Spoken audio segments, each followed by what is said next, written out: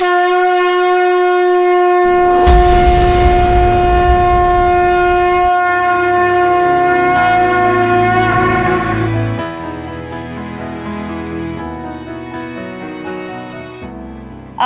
there are two aspects to your education that were very different from the normal. One was the fact that you were homeschooled, but equally or perhaps more important, your curriculum was heavily Sanskritam and Bharatiya Samskriti based. So Yeah. what would you say about that?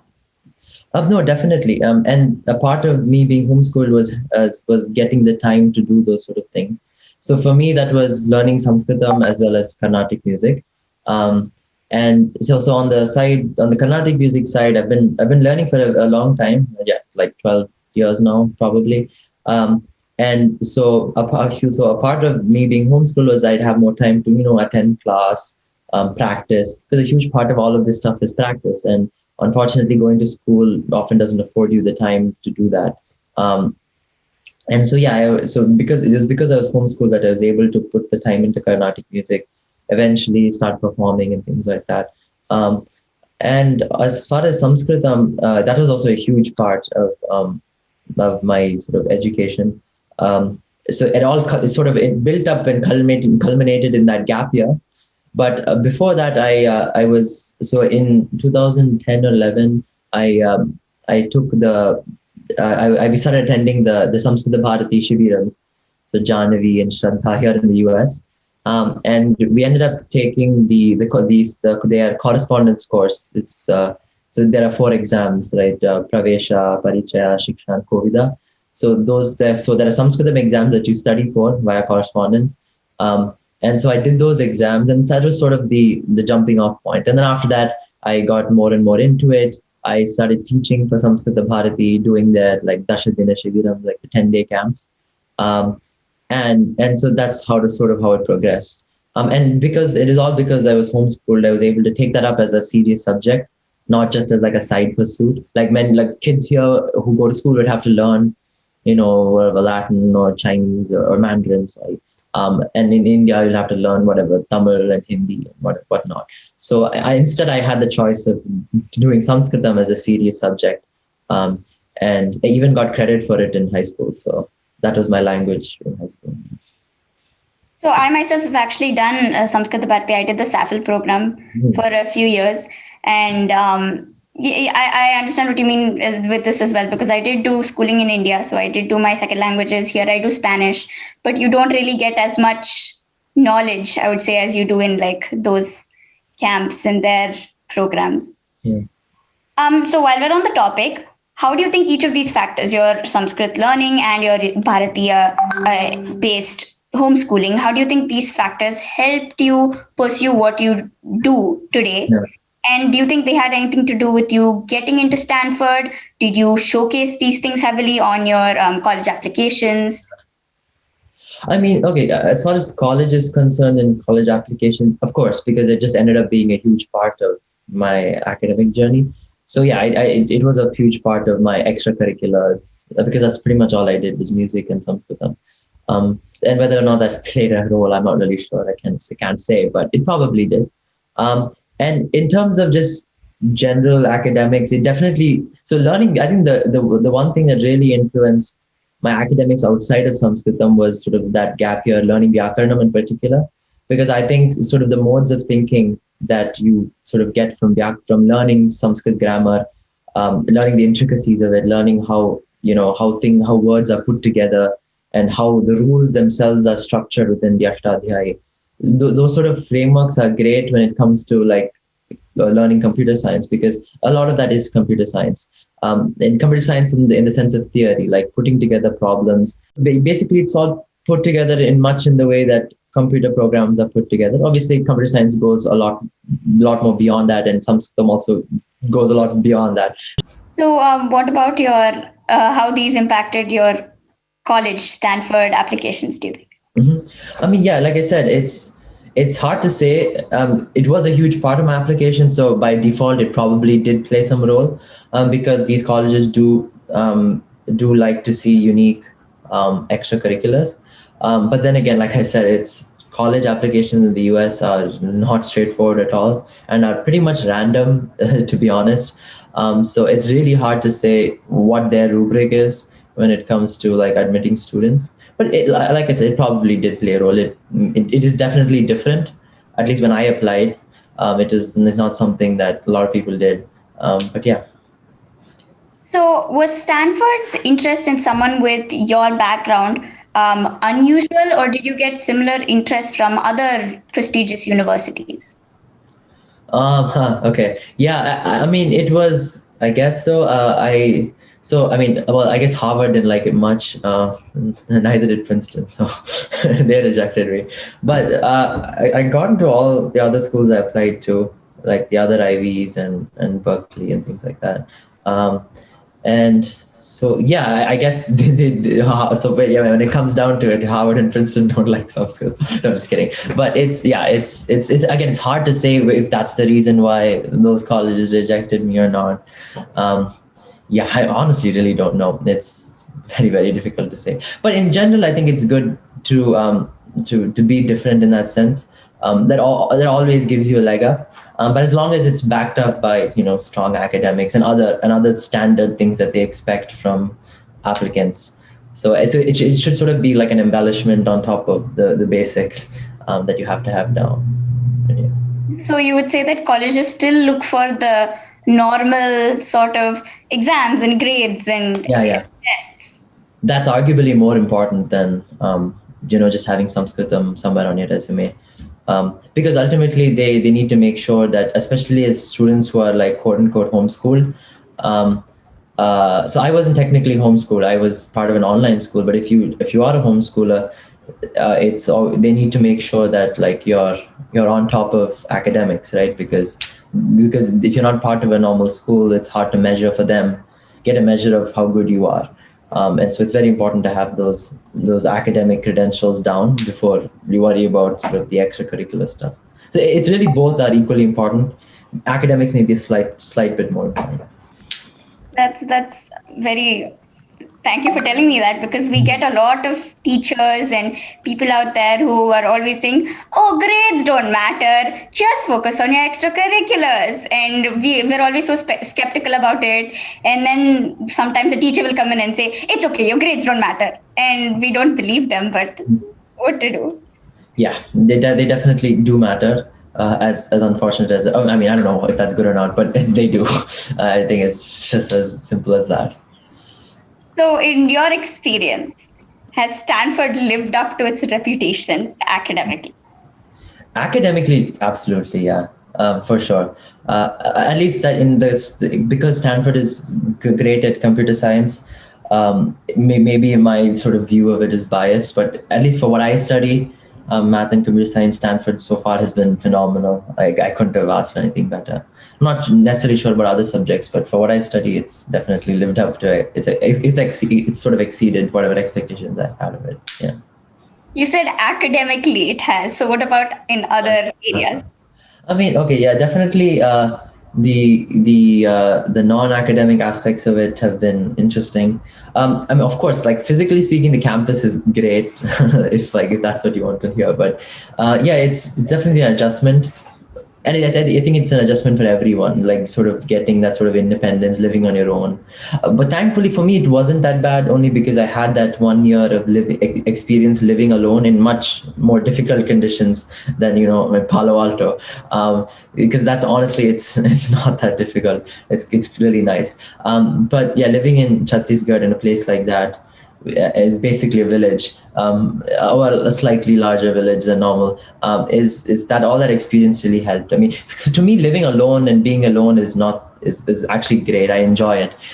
It's just sort of being in an environment where, sort of you have to sort of stay focused when not everyone around you necessarily is. So there's a lot of distractions. And again, homeschooling, to me at least, helped in that, because I tend not to get affected by herd mentality, and just peer pressure in general. So to me, it was not that bad at all. I see a lot of other kids struggle with that, especially when it comes to alcohol and drugs and things like that. But it's for me, at least I found myself more grounded just because of my experience being homeschooled and living alone. So yeah, to me it's still tough, but other than that, it's with the academics and the environment's obviously great for learning. So it's been amazing so far. Yeah. You mentioned peer pressure. Do you think that the fact that you're homeschooled has something to do with your, I would say, resilience to it? Yeah, sure. Absolutely. Because I just don't care as much, fortunately or unfortunately, I don't know. I just don't care. And because of that, I'm sort of less subject to peer pressure. And I think school sort of is sort of detrimental in that aspect because, like I said, you're surrounded 8 hours a day by other kids your age, and you're being taught things by other kids your age, which is not necessarily the best thing. And I think because I was homeschooled, I had that diversity when it came to who I hung out with and who I got to know. And because of that, it was definitely a lot easier. And while you're talking about other kids, you hang out with other kids, and I would say that many of the kids here, they're very judgmental. Yeah, sure. Can be judgmental, and so your peer pressure, and you really feel the pressure for things like that. Yeah, as long as you're sort of comfortable in your own skin, which I feel I am, and it shouldn't bother you. I don't really think about it as much at all. Yeah, that's wonderful. So, how have you found the transition to college life, that too in the US, and both with adjusting to college, which is a big transition in itself, and dealing with US culture, and our culture and US culture sometimes they just don't merge, or they aren't compatible sometimes. Sure. I mean, so because I was homeschooled, we would spend sort of 5 or 6 months of the year, or roughly, because we would have to come back here to take our AP tests and do testing during the March to July sort of time frame. So during that time, we would come back to the US and stuff. So it was not like me sort of being thrown into this like completely new environment. I was somewhat familiar with how the US works. So maybe that was why it wasn't that much of an adjustment. I can imagine it being more of an adjustment for kids who aren't necessarily exposed. But there are lots of kids who come from India and they do fine. As long as I think you're comfortable being who you are, and that's all you need really. That's wonderful. So what you talked about your hobbies, you mentioned them. Have you been able to keep up with your hobbies now that you're in college? Yeah, definitely. I mean, of course, the academics have really picked up, only because I've chosen to go in a certain direction, which requires a heavy academic load. Because of that, of course, things have slowed down a bit, but I still do keep up with music and Sanskritam as much as I can. With the practice every day and things. I still maybe don't practice as much every day, but I still try to and go for class and learn new things and make sure that I perform here and there, just to make sure that I sort of stay on top of everything. But it's definitely come down a bit, and there's nothing really I can do about it. But I definitely try to stay in touch as much as I possibly can. So I'm guessing that means that you plan to continue your music and your training in music even after college or throughout it. Yeah, absolutely. As far as I'm concerned now, yeah. So would you recommend homeschooling and Sanskritam learning to other kids? Yeah, definitely. I mean, you need to be prepared for it. It's definitely a difficult transition from school to homeschooling. And there needs to be sort of work both on the children's side as well as the parents' side. But if you can make it work, I think it's really worth it at the end of the day when it comes to sort of developing as a young person, as a student, and everything, just for the many different reasons. And so, it's all the reasons that I've mentioned so far, academics, as well as just the aspect of being maturing and things like that. So I definitely recommend it to anyone who's willing to put the work in and sort of get started. Because it's like that initial investment is obviously probably difficult, but then after that, I think like anything, it just becomes easier. So definitely recommend it to everybody. Yeah, absolutely. Okay, so I would say, how do you think homeschooling influenced your relationship with your parents? Because I mean, here I can tell that lots of children and parents, they have lots of conflicts, and especially in modern ages, I would say they have conflicts with views on the world as well. and they're just not, once they grow up, they don't live together, they don't like visiting their parents, things like that. How would you say that homeschooling influenced your relationship with your parents? I mean, obviously, I'm spending a lot more, that 8 hours a day that kids usually spend outside, I'm spending with my parents. So obviously, I'm probably closer to my parents than the average kid. But yeah, it probably made it a lot stronger. I don't really know, because this is what it might have been if I had gone to school, or how much worse or how much better it would have been. But to me, at least, I feel I'm a lot closer to my parents than maybe the average kid. Yeah, definitely. So if you could go back and make the choice again, would you choose homeschooling or regular schooling? I have a feeling you'll definitely say homeschooling. Yeah, absolutely. I think it should be evident from what I've just said, hopefully. Right. And do you think that homeschooling is a sort of system that would work for all children or only specific few? I mean, I think it could definitely work for everyone. I'm sure there are cases in which schooling is probably better, because everyone's situation is different, of course. But I think especially if it's done from a young age, I think it's probably difficult for someone who's, say, in 9th or 10th grade to suddenly be pulled out and made to be homeschooled. Though that's kind of what's happening now with this whole virus situation. But yeah, in general, yeah, it's probably it would probably be easier to start at a younger age. Yeah. So now that, as you mentioned, it's Corona pandemic time, do you think that this will actually symbolize, I would say, a big shift towards homeschooling as many parents start putting the kids out of school? Because anyway, they're at home, why not just homeschool them? Yeah. I mean, basically what's happening now is homeschooling, essentially. I mean, you have online classes and you're sitting at home with your parents. I mean, that's pretty much what homeschooling is. You're going to your online classes and then just being at home and sort of not having to spend the 8 hours a day sitting in a physical classroom. But yeah, it's probably going to change a lot of that, I think, going forward, as that people make the choice whether or not they want to send their kids to a public place like that for 8 hours a day. I don't know, but I hope so. It's definitely it might definitely signify a shift towards that sort of learning. Especially now that we're with online school, as you said, we don't even have to sit in front of it at 8 hours a day, because schools have started to shorten everything, try to make it as concise as possible because it's online. So I would say that's how school should be normally. But I mean, yeah, I agree. I definitely agree. So what are your future career plans and other plans for your future? Mm-hmm. Right now, obviously, I'm studying computer science, so it would be something along those lines, hopefully. And I don't know as of yet. I'm still I still have a year or two before I graduate. So I don't really know, but it's probably going to be something in the realm of math and computer science, applied maybe. But again, I don't really know. Hopefully, in the next 2 years with enough experience, I'll have a better idea of what exactly it is I want to do. But it's hard to say now. I mean, I'm in 11th grade, so I'm off to college in, I would say, a year and a half or so. And I have no idea what I want to do either. So, I mean, it's not the worst thing. Since you've lived in both the US and in India, where would you want to live and work after you finished your education? For me, at least personally, India, because I know I just prefer it in general. And yeah, it's family is there. It's a lot of different things. And also I spent most of my sort of formative years there, between the ages of 10 and 15 or 10 and 16 were predominantly in India. And so because of that, I think, I would personally choose to live in India.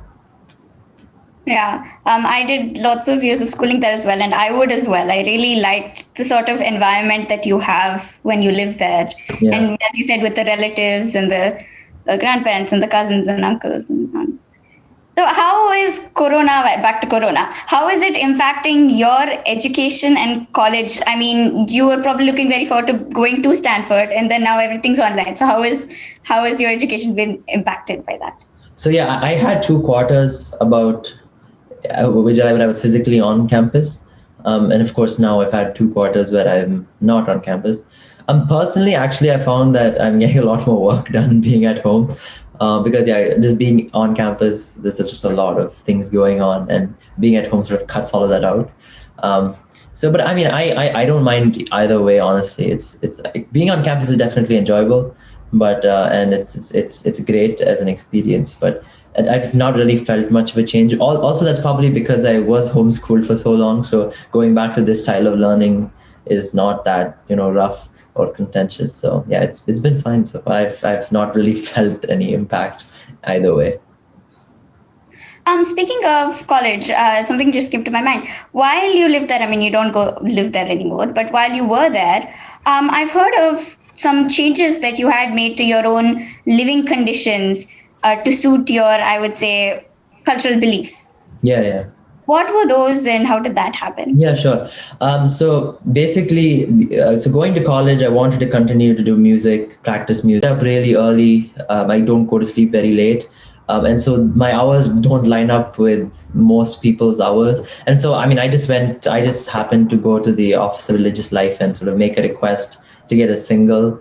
So just my own room that I can use. So then I can sort of dictate the hours at which I get up and go to bed, and I can practice music, do my sandhya, and then I'm undisturbed without having meat in the room or something, or alcohol in the room and things like that, which I really want. And so just based on that, yeah, and the one thing that's great about the US is they're very accommodating of those sort of things. Stanford in particular was amazing.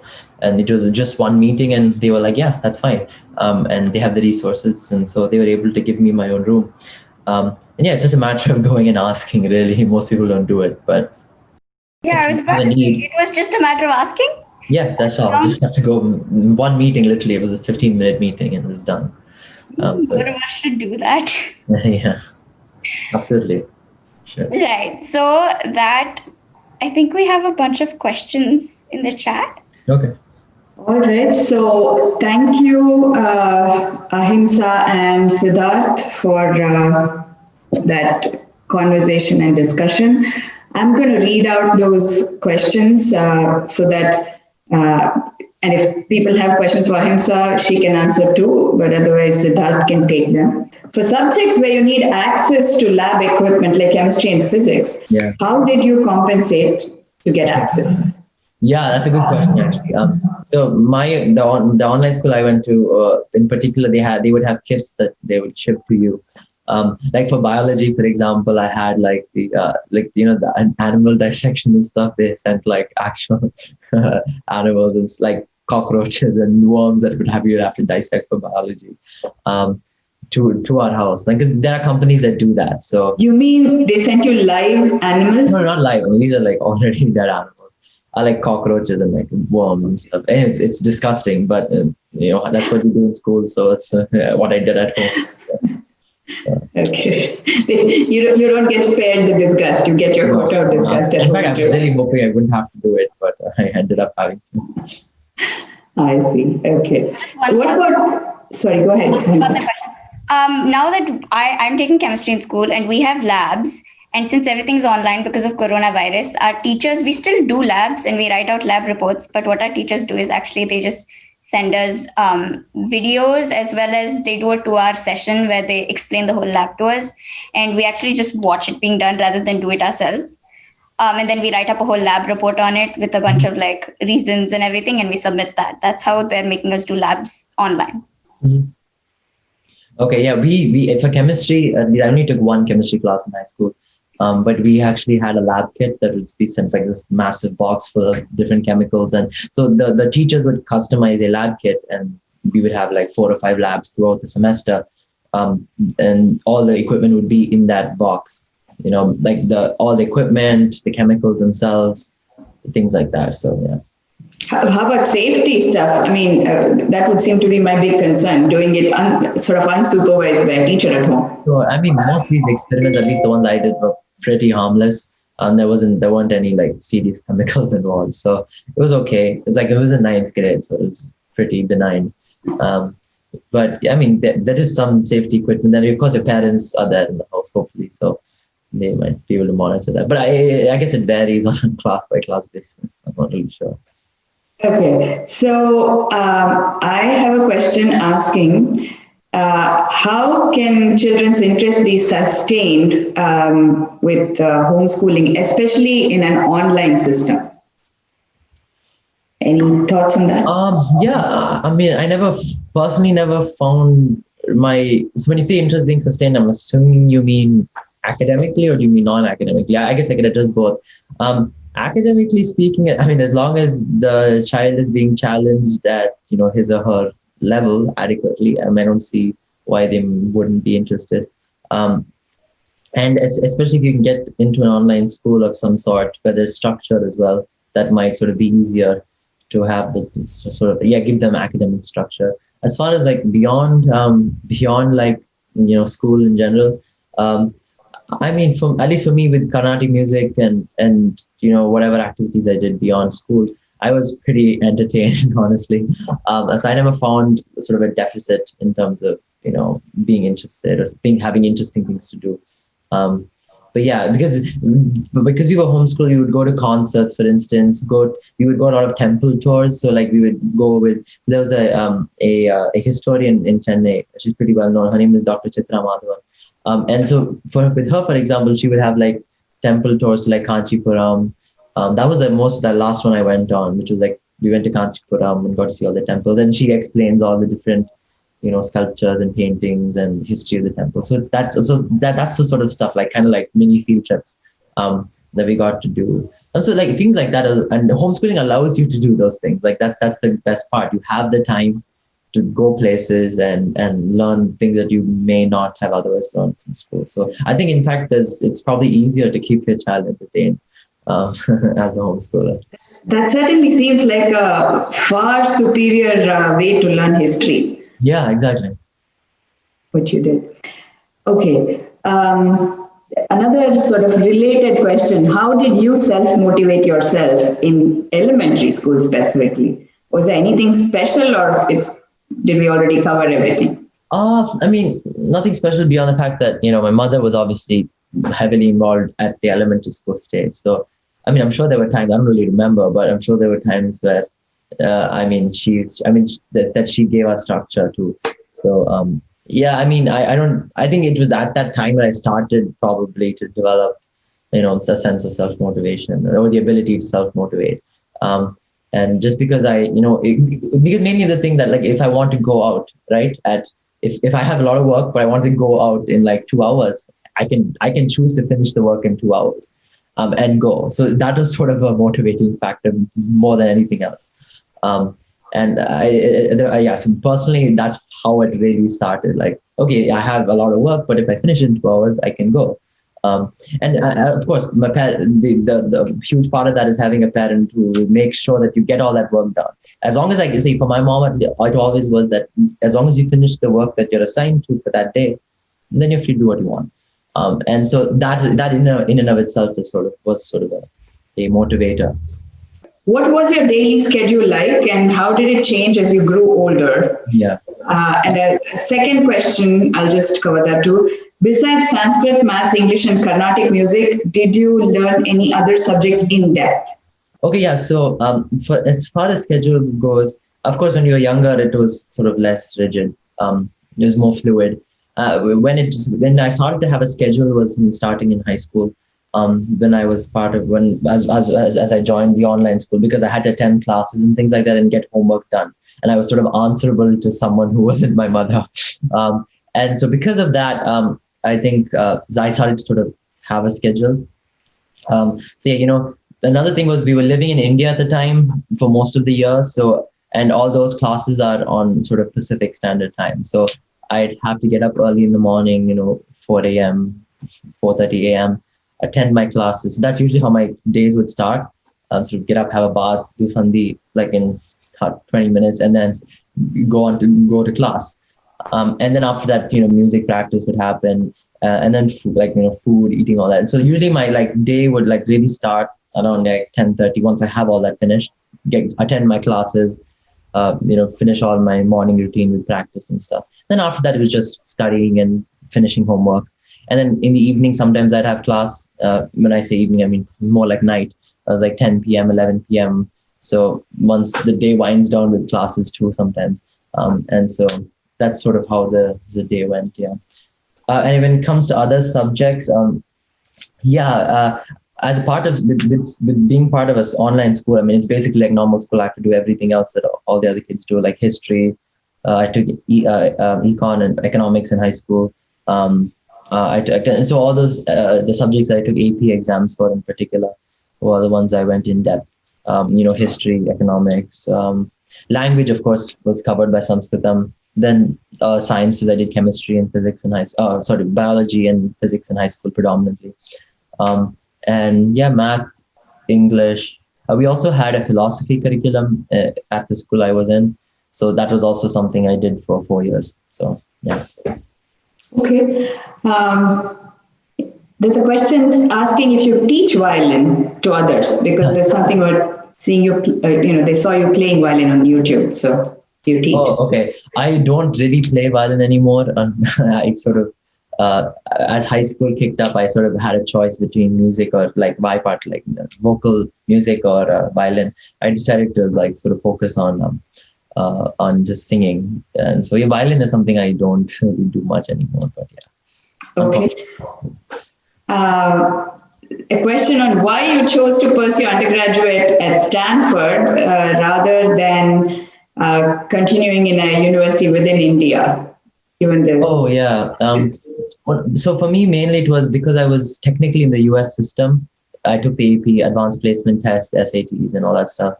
It was just a lot easier to apply in the US as opposed to being going and applying in India, because I didn't do I think it's called NIOS or something that Indian homeschoolers usually do, and so that's sort of like a board certification. So I didn't do that. So for me, it was just a lot less of a headache to just apply in the US. So I think a lot of Indian parents don't realize this, but being, not, if your child is not an Indian citizen, and if you, certain things, if you don't enroll in a regular school, and if you're not in India all the time, following all the requirements there, I think it's actually more challenging getting into an Indian university than it is in the US, because of all the regulations that exist in India. And this is something people don't realize, that actually it would be hard for you to get in there without going through a whole bunch of, I think, hoops and paperwork. Okay. Here's a question about, do you think this would be, homeschooling is risky, is a question, because your parents were knowledgeable and you have good exposure to a proper structure for homeschooling. But how about average parents trying to homeschool? So do you think that would be risky? I mean, of course, it's just risky in the sense that most people don't do it, but you just mitigate that risk by, first of all, taking lots of standardized tests. So I'm assuming you mean risky in the sense of, okay, now I've done this homeschooling thing and I'm going to apply to college. And what if they just say, oh, you're not qualified enough? So in order to combat that, I mean, you just, take a lot of standardized tests. I took 10 AP tests, a bunch of SAT2 tests and the ACT. So probably took 15 odd standardized tests. And so, just a lot of standardized testing. It's probably good to be part of a online school. And get a diploma from an online school as opposed to just going as a homeschooler. And just so they can see that you have some structure. See, all they want to see is that you have structured education, and they have and that they can see things that you've done that they recognize, which is standardized testing. And so, just a lot of standardized testing. That's the main sort of metric for, I guess, mitigating risk of sorts. I see a question from a parent about whether IGCSE allows Sanskritam as a subject. I'm going to pass on that because I don't believe you schooled in the IGCSE system. And, that's a question that can be addressed with the IGCSE board rather than with Siddharth. And we aren't aware of that either, sorry. Let me see, what else did we have?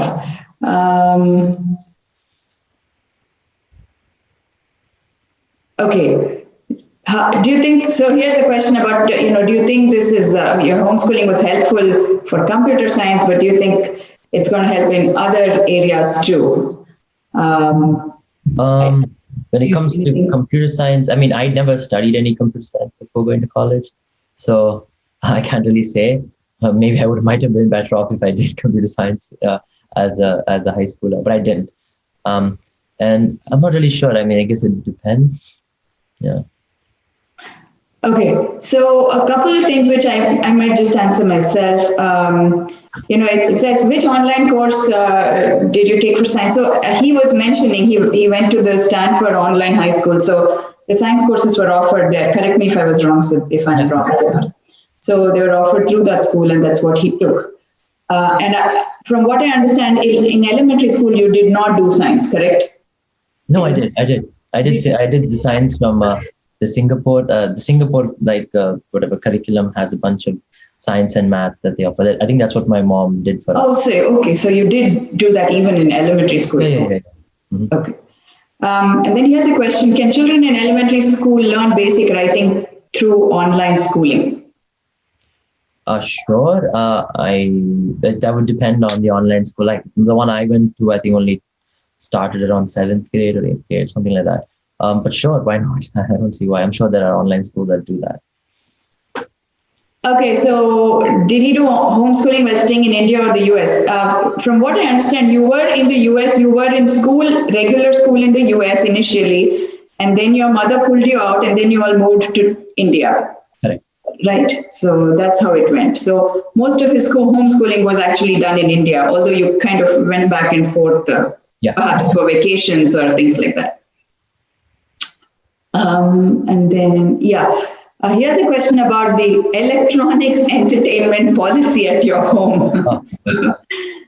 So the question is, maybe you should explain what that policy was at your home and how important you think that was in your learning journey.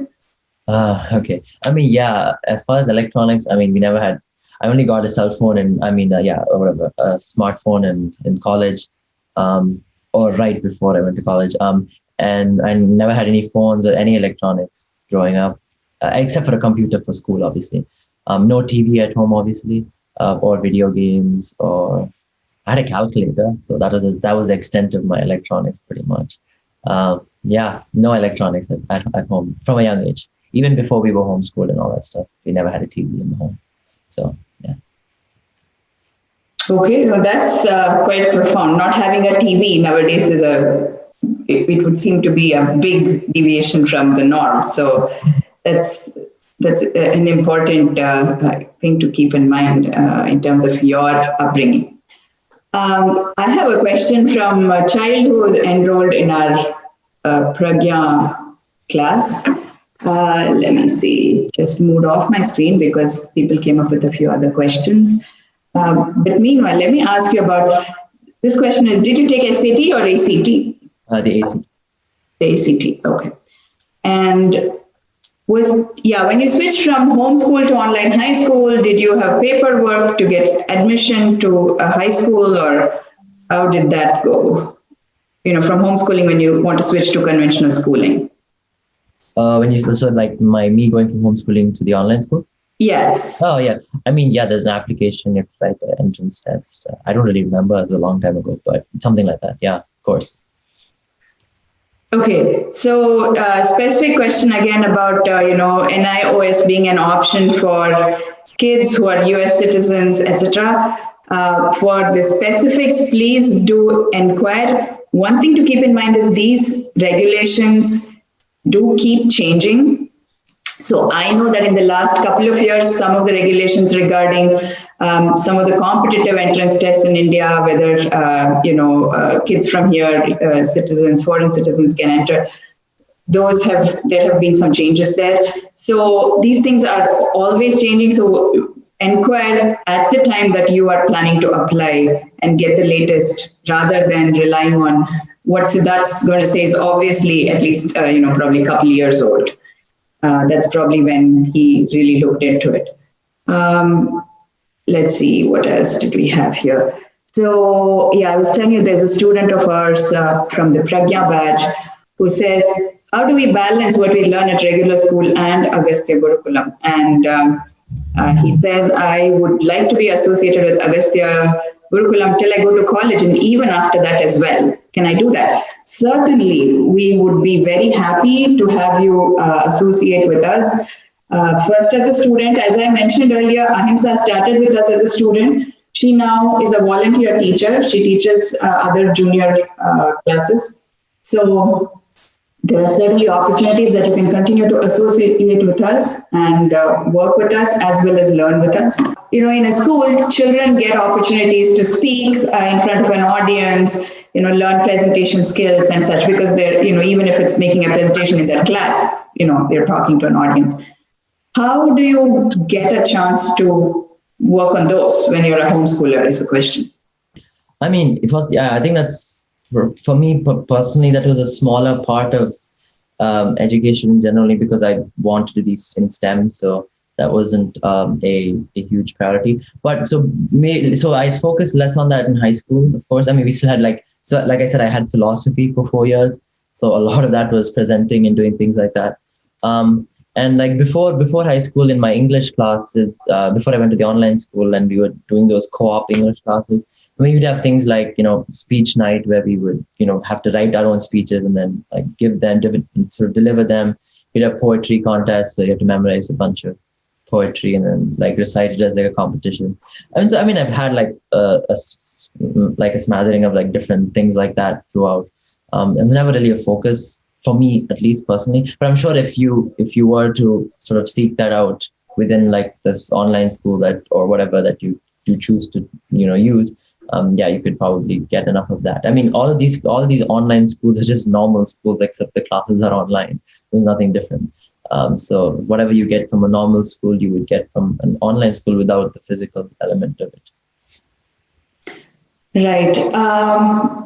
Here's a question about, this is more for Agastya. Would there be help with NIOS and with, in the next couple of years when AG expands to high school? We are looking into, what sort of accreditation or, equivalence certificates we can get. Now, that is something that we've just, as you know, just started the Gurukulam. That is something we will be looking into. That's the plan. I do not know what we are going to find as to, how quickly we will be able to get any such thing. What I hear is all these sorts of endeavors in India take a very long time. To get any sort of accreditation or certification, it's usually a very long process. So I do not know what we are going to find, and I do not want to make any promises for Agastya Gurukulam right now. Right now, it's a homeschool. You do have the NIOS system to go by, to register by, and get the diploma and certificate, or the option of going back to school at some point. We hope we will be able to get some sort of accreditation and expand it, into high school. But again, I don't want to make any promises right now while we're still exploring those options. It's still very early. There's a question from a parent about the grade he started homeschooling at. I think we already covered this, that he started school here for a few years and then moved to India when he was homeschooled there. And then high school, he re-enrolled in online high school, which was in the US, although he was in India. Okay, now coming back. There's a request for Siddharth to sing. Would you sing your favorite piece of Carnatic music? I don't know if that's a fair question to ask, but... I guess I can share some videos afterwards. There are videos of yours on YouTube, right? Yes, there are. It's on the same channel, actually. You'll find everything there, almost all of it. So, yeah. Okay. So those who want to hear him sing, please go to YouTube and officially, do they look for Siddharth Jagannathan or Siddharth? It's the Sanskrit Corner thing. It's all on there. Oh, it's on Sanskrit Corner. Okay, great. Okay, that's good to know. All right. And then let's see, I'm going to keep going. Do you think homeschooling would be good for average students as opposed to kids who are, clearly, at the top of their class or I'm an average student. I'm not anything special, if that's what you think. No, that's the wrong idea. Absolutely. I'm just an average student. I'm just a product of, I'm an average student who's like sort of the product of the homeschooling system. So yeah, of course. There's probably a distinction between like the like ultra geniuses who have to be homeschooled and like who go win like the Olympiad competitions like USMO and things like that, or USAPH or something like that. But no, I'm with the rest of them. I'm definitely not there.